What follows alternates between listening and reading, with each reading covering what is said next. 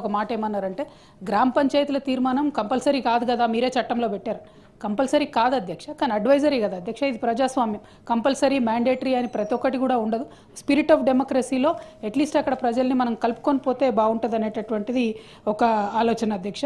అదేవిధంగా ఈ పల్లె ప్రగతి పనులు కంప్లీట్గా నిలిచిపోయి అక్క ఉన్నారు సీతక్క కాబట్టి రిఫర్ చేస్తున్నానండి. చాలా ఇబ్బందిగా ఉంది అధ్యక్ష. మళ్ళీ కంప్లీట్గా గ్రామాలలో కనీసం మోరీలలో చెత్త తీయలేనటువంటి పరిస్థితి నడుస్తూ ఉన్నది. కొద్దిగా దయచేసి గ్రామాలకు సంబంధించి ఫోకస్ పెట్టవలసిందిగా కోరుతా ఉన్నాను అధ్యక్ష. చాలా కాలువలలో కూడా చెత్త తీయకపోవడంతో ఆ నీళ్లు కూడా పోనటువంటి పరిస్థితి ఉన్నది. దాని మీద ఫోకస్ చేయవలసింది కోరుతాం. జీవన్ రెడ్డి గారు. అధ్యక్ష, ఈ జగిత్యాల మున్సిపాలిటీకి సంబంధించి మున్సిపల్ పరిధి విస్తరణలో భాగంగా పక్కనే ఉన్నటువంటి నరసింగాపూర్ గ్రామానికి చెందినటువంటి కొన్ని సర్వే నెంబర్ 421, 428, 437, అట్లాగే నూకపెల్లి రెవెన్యూ గ్రామ పరిధిలో ఉన్నటువంటి కొన్ని సర్వే నెంబర్స్, ఈ రెండింటినీ జగిత్యాల మున్సిపల్ పరిధిలో కలిపే విధంగా ఈ బిల్లు రావాలి. అంటే వాస్తవంగా పట్టణంలో ఇండ్ల నిర్మాణానికి సంబంధించి స్థలం కొరత ఉండడంతో ఈ రెండు గ్రామాలు కూడా పక్కనే ఉంటాయి కాబట్టి ఆ ఇండ్ల నిర్మాణానికి సంబంధించి ఇక్కడ ఇంటి నిర్మాణ కార్యక్రమాన్ని ప్రభుత్వ పరంగా చేపట్టబడడం జరిగింది. ఇవాళ రేపు ఏదైతుందో స్థానిక సంస్థల ఎన్నికలకు వచ్చే వరకల్లా యాజ్ ఇట్ ఈస్ రెవెన్యూ పరంగా ఏదైతుందో వాళ్ళు ఆ నూకపల్లి అనేది పక్క మల్యాల మండలం సార్. అది basically it's from other mandal. ఎన్నికల్లో ఏదైతుందో ఇబ్బంది వస్తుందో కాబట్టి అది మున్సిపాలిటీలో కలిపే విధంగా మరి రాష్ట్ర ప్రభుత్వం ఏదైతే ఈ బిల్లు తేవడం జరిగిందో దీన్ని సంపూర్ణంగా సంబంధిస్తున్నాం అధ్యక్ష. కానీ ఇందులో ఏదైతే ఇంతకుముందు కొందరు సభ్యులు మాట్లాడినట్టు ఇది కేవలం ఈ పంచాయతీరాజ్ మున్సిపల్ చట్టానికి పరిమితమవుతుంది. ఈ పంచాయతీరాజ్ మున్సిపల్ చట్టానికి పరిమితం అయ్యే వరకల్లా ఇది ఓన్లీ ఆ ఎన్నికలకు మాత్రమే ఇది వినియోగం అవుతుంది.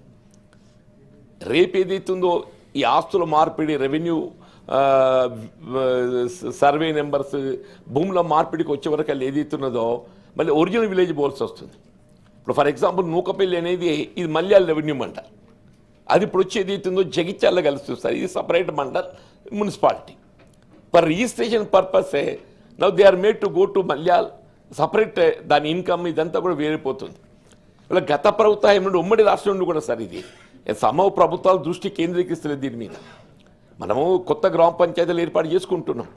కొత్త గ్రామ పంచాయతీల ఏర్పాటులో భాగంగా ఏదైతుందో మనము ఈ సర్వే నెంబర్స్ అన్నీ కూడా ఏ గ్రామానికి ఎంత కేటాయింపు చేయాలనేది డిమార్కెట్ చేసి మనం జిల్లా కలెక్టర్ ద్వారా నోటిఫికేషన్ ఇచ్చి ఈ సర్వే నెంబర్లన్నీ కొత్తగా రూపొందించుకున్న గ్రామ పంచాయతీకి కేటాయింపు చేయబడ్డదని చెప్పని ఇవ్వడం జరుగుతుంది. బట్ రెవెన్యూ పరంగా ఏదైతున్నదో దానికి అనుగుణంగా జీవో జారీ కావటం లేదు. రెవెన్యూ పరంగా దానికి అనుగుణంగా జీవో జారీ కాలేకపోవడంతో రిజిస్ట్రేషన్సే దాని ద్వారా వచ్చే ఆదాయం అనేది మళ్ళీ ఒరిజినల్ విలేజ్గా పోతున్నది సార్. ఒరిజినల్ విలేజ్గా పోతున్నది. నేనేమిటో మీ ద్వారా రాష్ట్ర ప్రభుత్వ గౌరవ మంత్రి గారిని ఇది మొదటికెళ్ళి జరుగుతున్నటువంటి ఒక దీని సమ్ అంబిగ్యూటీ దాని దృష్టి కేంద్రీకరిస్తలేరు. ఇప్పుడు కమిషనర్ ల్యాండ్ రెవెన్యూ దీనిపై దృష్టి కేంద్రీకరించాలి. ఇది రెవెన్యూ శాఖకు సంబంధించి ఇవాళ రెండు పంచాయతీరాజ్ శాఖ, రెవెన్యూ శాఖ రెండు సమన్వయం చేసుకొని ఏ పంచాయతీరాజ్ శాఖ ద్వారా మీరు నూతన గ్రామ పంచాయతీలు ఏర్పాటు చేస్తున్నారో అవన్నీ కూడా రెవెన్యూ పరంగా కూడా ఏదైతుందో ఆ భూములు కేటాయింపు చేయబడ్డప్పుడు మాత్రమే ఏదైతుంది మనకు భూముల బదిలీ కాబట్టి పట్టేదార పాస్బుక్ జారీ కానీ ఇవన్నీ కూడా ఇప్పుడు సపరేట్ గ్రామ పంచాయతీ ఉండు లంబడి తండాలు ఏర్పాటు చేసిండ్రు. వాళ్ళ పాపం ఏమైపోయింది సార్ అంటే they have no revenue village. ఆ గ్రామ పంచాయతీగా పరిమితం అవుతున్న వాళ్ళకి ఏ విధంగా ఆదాయం రావటం లేదు. ఆ గ్రామ పంచాయతీకి ఒరిజినల్ రెవెన్యూ పరంగా వచ్చే ఆదాయం అంతా ఏదైతుందో మెయిన్ విలేజ్ ఏది ఉందో దానికే పోతుంది సార్. మరొక రేచపల్లి గ్రామం సార్, దానికి ఏదో 4 తండాలు ఏర్పడ్డాయి, గ్రామ పంచాయతీలు నూతనంగా ఏర్పడ్డాయి. వాళ్ళకి ఏ విధంగా ఆదాయం లేదు. ఒరిజినల్ రెవెన్యూ ఆదాయం అంతా రేచపల్లికే పోతున్నది సార్. నేను దీనిపై మరి గౌరవ మంత్రిని గారిని మీరు కృష్ణరావు గారు దయచేసి మీరు క్యాబినెట్లో డిస్కస్ చేసి ఈ అంశం ఏదైతుందో రెవెన్యూ పరంగా కూడా ఏదైతుందో మీరు దీనికి సపరేట్ నోటిఫికేషన్ జారీ చేసి మీరు గ్రామ పంచాయతీకి ఏ సర్వే నెంబర్లు కేటాయింపు చేసిన ఇవన్నీ కూడా రెవెన్యూ పరంగా కూడా సపరేట్ నోటిఫికేషన్ రాష్ట్ర స్థాయిలో ఇష్యూ చేయగలిగినట్టయితే ఈ సమస్య పరిష్కారం అవుతుంది సార్. ఓకే, దయచేసి ఆ విధంగా చర్యలు చేపట్టాలని చెప్పారు సార్. నేను కన్క్లూడ్ చేస్తాను సార్. కంప్లీట్ చేయండి, ఇది క్లారిఫికేషనే కదా. అదే సార్, ఇంత మంచి సజెషన్ అందరం చెప్పాల్సిందే, అందుకని మీరు చెప్పాల్సిందే, మీ నేను suggestion చెప్పాల్సిందే, ఎవరైనా జవాబు చెప్పాల్సిందే. చెప్తారు. ఇంతమంది చెప్తుంటే కూడా మీరు సార్ దయచేసి దాంతో పాటు ఏదైతున్నదో ఈ రేషన్ షాప్స్ కూడా ఏదైతుందో కొత్త ఏర్పడ్డ గ్రామ పంచాయతీలో రేషన్ షాపులు లేవు సార్. వాళ్ళు ఈ కిలోమీటర్ల పరిధి మళ్ళీ పాత కాడికే పోవాల్సి వస్తుంది. దయచేసి కొత్త ఏర్పడ్డ గ్రామ పంచాయతీ అన్నింటిలో కూడా రేషన్ షాప్స్ కూడా ఏర్పాటు చేయాలి సార్. అట్లాగే మా మిత్రుడు మల్లన్న గారు మాట్లాడినట్టు వీళ్ళ మున్సిపల్ చట్టంలో ఏదైతుందో ఈ ఇద్దరు పిల్లలకు మించి కలిగిన కుటుంబము ఎన్నికల్లో పోటీ చేయకుంటున్న ఆంక్ష తొలగించారు. There is no restriction. మరి గ్రామ పంచాయతీకి వచ్చేవరకు ఏదైతే ఉందని తొలగించలేకపోతున్నారు. ఈ వ్యత్యాసం ఎందుకు తెలుస్తలేదు సార్. వీళ్ళ పట్టణాలలో ఏదైతే ఉన్నదో మీరు ఆ ఆంక్ష లేకుండా ఆ ఇద్దరు పిల్లలకు మించి కలిగి ఉన్నా కానీ పోటీ చేసే అవకాశాన్ని కలిగిస్తుంది. నేను దయచేసి మీ ద్వారా గౌరవ మంత్రిని గారిని వీళ్ళ మున్సిపాలిటీలో ఏ విధమైనటువంటి ఒక వెసులుబాటు కల్పించిండ్రో గ్రామ పంచాయతీ రేపు ఎన్నికలు వస్తున్నాయి. No you can make it. ఇది పెద్ద సమస్య కాదు. ఇది చాలా రాష్ట్రాలు ఏదైతుందో వీళ్ళ పిల్లలపై ఉన్న ఆంక్ష తొలగించి మీరు పిల్లలు కానీ నేను చెప్పుకునే పరిస్థితి ఏర్పడుతుంది ఇప్పుడు. కాబట్టి ఆంక్ష తొలగిస్తే బాగుంటుంది అనేటువంటి భావన కూడా నేను మీ ద్వారా వ్యక్తం చేస్తున్నాను అధ్యక్ష. ఆనరబుల్ మినిస్టర్ గారు. అధ్యక్ష, ఈ గ్రామ పంచాయతీలను మున్సిపాలిటీలోకి విలీనం చేయడం కానీ అదేవిధంగా ఒక గ్రామాన్ని ఒక మండలం నుంచి ఇంకొక మండలానికి మార్చుట కానీ వీటన్నిటి మీద మరి చాలామంది మెంబర్స్ ఇంటరాక్ట్ అవ్వడం జరిగింది సార్. నర్సిరెడ్డి గారు, తాతమ్మధు గారు, అదేవిధంగా మధుసూదనాచారి గారు, సత్యవతి రాథోడ్ గారు, నవీన్ గారు, వెంకట్రామరెడ్డి గారు, డాక్టర్ యాదవ్ రెడ్డి గారు, భానుప్రకాష్ గారు, తీన్మార్ మల్లన్న గారు, కవిత గారు, జీవన్ రెడ్డి గారు, అదేవిధంగా బండ ప్రకాష్ గారు కూడా అంతకుముందు కొన్ని విషయాలు మాట్లాడడం జరిగింది అధ్యక్ష. ఈరోజు మేము చెప్పేది ఈ బిల్లులో ఉన్నటువంటి అంశాలను తప్పకుండా మేము ప్రతిపాదించినాయి సార్. వాళ్ళు చాలామంది వేరే అంశాలను కూడా ఇందులోకి తీసుకురావడం జరిగింది. ఖచ్చితంగా మరి సభలో లేనటువంటి ఈ బిల్లులో లేనటువంటి అంశాలను కూడా తీసుకొచ్చారు కాబట్టి వాటిని కూడా మరి వేరే రూపంలో తీసుకొని పరిశీలిస్తామని తెలియజేస్తూ, అదేవిధంగా కొంత గ్రామ పంచాయతీలు కానీ కొత్తగా మరి మండలాల ఏర్పాట్ల గురించి అటు నుంచి ఇటు నుంచి అటు కూడా అడిగినరు. సరే, ఇప్పుడు స్థానిక సంస్థల కాలపరిమితి అయిపోయింది కాబట్టి చేసుకోవడానికి కూడా వీలుంది సార్. తప్పకుండా వాళ్ళు వేరే ఫామ్లో మాకు రిప్రజెంటేషన్స్ ఇస్తే మరి గ్రామాలు మార్చుడు కానీ లేదా మండలాలు అటు ఇటు మార్చుడు కానీ చేయడం జరుగుతుందని తెలియజేస్తూ ఉన్నాం అధ్యక్ష. అదేవిధంగా తాతమ్మధు గారు పాల్వంచ, కొత్తగూడెం షెడ్యూల్ గ్రామాలు ఉన్నాయి, వాటి పట్ల జాగ్రత్తగా వ్యవహరించండి అని చెప్పడం జరిగింది. దాన్ని దృష్టిలో పెట్టుకొని ఈరోజు అక్కడి నుంచి వచ్చినటువంటి ప్రతిపాదనలు పట్టుకొని మరి నర్సంపేట మున్సిపాలిటీలో ఉన్నటువంటి రాజ్పేట ఏదైతే ఉందో 1950s వాస్తవానికి కొంత ఆ చట్టాల గురించి కూడా అవగాహన ఉండాలి. అటవీ ప్రాంతాలలో అప్పుడు రాష్ట్రపతి ఉత్తర్వుల మేరకు ఆదివాసీ ప్రాంతాలు ప్రధానంగా ఆదిలాబాద్ నుంచి అచ్చంపేట ఇటన్నీ కొన్ని షెడ్యూల్ ఏరియాలుగా గుర్తించడం జరిగింది. ఆ చట్టం మారుతూ 170గా మళ్ళీ 70s దాన్ని మార్చడం జరిగింది. అది షెడ్యూల్ ఏరియాలుగా రాష్ట్రపతి ఉత్తర్వుల మేరకు గుర్తించబడ్డటువంటి గ్రామాలు. తర్వాత సిటీస్ అయినాయి, రోడ్స్ వచ్చినాయి, పెద్ద పెద్ద పట్టణాలు అయినాయి, మున్సిపాలిటీలు అయినాయి, అవన్నీ మారుతున్నాయి. సరే, మారుతున్న పరిస్థితులకు అనుగుణంగా అక్కడ ఉండేటువంటి ప్రజల యొక్క హక్కులను మరి వాళ్ళ యొక్క అవసరాలను అన్ని దృష్టిలో పెట్టుకొని ఫర్దర్గా గవర్నమెంట్స్ నిర్ణయం అది సెంట్రల్ దాకా పోవాల్సినటువంటి అంశాలు ఉన్నాయి సార్.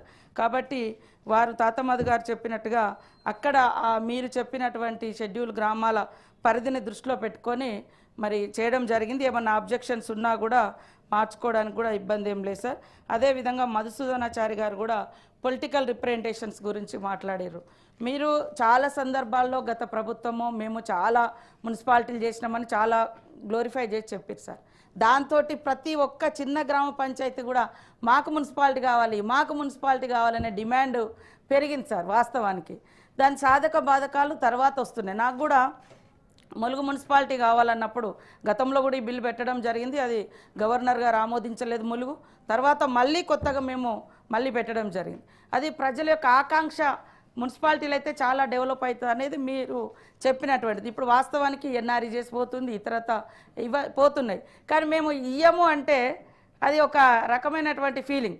అదేవిధంగా ములుగు కూడా నాన్ షెడ్యూల్ ఏరియాలో ఉంది సార్, ములుగు టౌన్.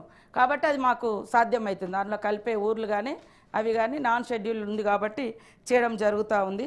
అయితే పొలిటికల్గా అన్నప్పుడు ఖచ్చితంగా వాళ్ళు కార్పొరేషన్ మెంబర్సో కౌన్సిలర్సో ఎన్నిక చేయబడతారు కాబట్టి అక్కడ ఉండేటువంటి ప్రతిపాదనల మేరకే ఇది చేస్తూ ఉన్నాం. 2018 పంచాయతీరాజ్ యాక్ట్లో గ్రామ పంచాయతీ తీర్మానం అవసరం లేదన్నట్టుగానే ఆ చట్టం చెప్తుంది కాబట్టి అక్కడ పబ్లిక్ ఇచ్చినటువంటి రిప్రజెంటేషన్స్ ఆధారంగా కలెక్టర్స్ పంపినటువంటి ప్రతిపాదనల ఆధారంగానే మేము మున్సిపాలిటీకి మా గ్రామాలను మరి చేర్చడం కానీ, లేదా ఇప్పుడు నాది కూడా ఉంది సార్. నా ములుగులో ఏమైందంటే ములుగు కాన్స్టిట్యున్సీలో ఒక 5 గ్రామాలు ఉన్నాయి. వెంకటాపురం మండలం ఓల్డ్, అది పోలీస్ స్టేషన్కి వచ్చేసరికేమో వెంకటాపురం ములుగు కాన్స్టిట్యున్సీకి వస్తుంది. ఆ 5 గ్రామాలు పోయి భూపాలపల్లి జిల్లాలో కలిపారు. ఎమ్మెల్యేకి ఎంపీకేమో మా కోట్లు ఇస్తున్నారు, ఎంపీపీకి జెడ్పీటీసీకేమో భూపాలపల్లికి మండలానికి ఇస్తున్నారు. సరే, ఇది కూడా నాది కూడా అట్లే పెండింగ్ ఉంది. అక్కడ ఉండే ప్రజల యొక్క ప్రతిపాదన బట్టి మాకు కూడా చాలా రిప్రజెంటేషన్స్ వస్తున్నాయి. గతంలో అట్లా జరిగినాయి కాబట్టి అవన్నీ సవరణ చేయాలని నేను ఇప్పుడు ప్రత్యక్షంగా చెప్తున్నా. ఒకటే నియోజకవర్గంలో పోలీస్ స్టేషన్కేమో ములుగుకు వస్తున్నారు, ఎంఆర్ఓ ఎంపీడీఓ ఆఫీస్కేమో భూపాలపల్లి పోతున్నారు. వాళ్ళు ఏదన్నా ఇల్లు కోసం కలెక్టర్ దగ్గర పోవాలన్నా, ఏదైనా అభివృద్ధి కోసం పోవాలన్నా ఏ కలెక్టర్ దగ్గర పోవాలి అనేది కూడా ఇట్లాంటి చాలా ఇష్యూస్ ఉన్నాయి కాబట్టి అవన్నీ రాబోయే కాలంలో సరి చేసుకుంటాం. కొంతమంది పెద్దలు కూడా సభ్యులు కూడా మా మండలాలను కూడా చేర్చాలి, లేదా మా గ్రామాలను కూడా అటు ఇటు మార్చాలని చెప్పడం జరిగింది. ప్రాపర్ వేలో ఇస్తే తప్పకుండా పరిశీలించడం జరుగుతుందని తెలియజేస్తూ ఉన్నాం అధ్యక్ష. యాదవ్ రెడ్డి గారు కూడా మరి కొన్ని విషయాలు చెప్పడం జరిగింది. తప్పకుండా ఈ బిల్లులో లేనటువంటి అంశాలు కొన్ని ఉన్నాయి కాబట్టి వాటిని మీరు ప్రాపర్ వేలో ఇవ్వండి. అదేవిధంగా దుండిగల్కి సంబంధించి అది మున్సిపాలిటీలో ఉంది. తప్పకుండా మరి రెవెన్యూ మున్సిపాలిటీ శాఖ మంత్రి గారితో మాట్లాడి మీరు అనుకున్న పద్ధతిలో మరి చేయడం జరుగుతుందని తెలియజేస్తూ ఉన్నాం అధ్యక్ష. అదేవిధంగా ఎన్ఆర్జీఎస్ చట్టం అనేది చాలా రోజుల నుంచి కోల్పోవడం జరిగింది. దాన్ని వాస్తవానికి వేరే ఫామ్లో తీసుకురావాలి. చాలా మారుమూల గ్రామాలు మున్సిపాలిటీస్ అయినాయి కానీ వాళ్ళకు ఉపాధి లేకుండా పోతుంది కాబట్టి నేను మొన్ననే శ్రీధర్ బాబు గారితో కూడా నాకు మొలుగవుతున్నందుకు సంతోషం ఉంది, బట్ చాలామంది పేదలు ఉన్నారు, వాళ్ళకి ఏంటిది ఉపాధి ఏదైనా ఆలోచించాలని కూడా మేము మాట్లాడుకోవడం జరిగింది సార్. తప్పకుండా అది కూడా చేస్తాం సార్. అదేవిధంగా మన తీర్మాన్ మల్లన్న కూడా ఎస్సీ ఎస్టీల రిజర్వేషన్లు, 3 పిల్లల నిబంధన కూడా కొంతమంది సభ్యులు మాట్లాడినరు. తప్పకుండా ఇది మున్సిపాలిటీలో ఉంది కానీ గ్రామ పంచాయతీలో లేదు.